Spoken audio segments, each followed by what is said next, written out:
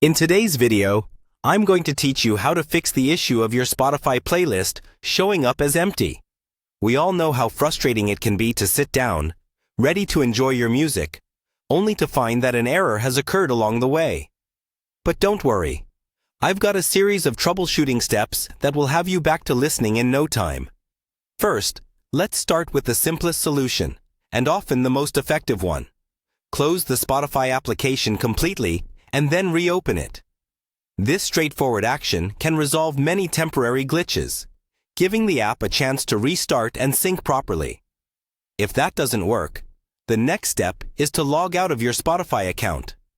Go to your profile, select Log Out, then close the app completely. Afterward, log back in. Refreshing your session can give your playlists and library a chance to reload from scratch, sometimes bringing back in any mysteriously disappeared playlists.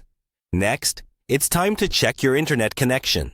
You'd be surprised how often connectivity issues are at the root of the problem. Make sure you're connected to a stable internet network and that your device has sufficient signal strength to load Spotify fully. Following this, navigate to the settings on your device and look for security and privacy settings. Depending on your operating system, this can be found in slightly different places. But once there, clear any security blocks that might hinder Spotify's performance. Clearing the app's cache can also help. In the Spotify settings menu, select Clear Cache. Cached data can sometimes become corrupted, leading to issues like the one you're experiencing. After you've cleared the cache, restart the app to see if this resolves your issue. If these steps haven't worked, try uninstalling the app. Once it's removed, ensure you delete any leftover files that may not have automatically been cleared.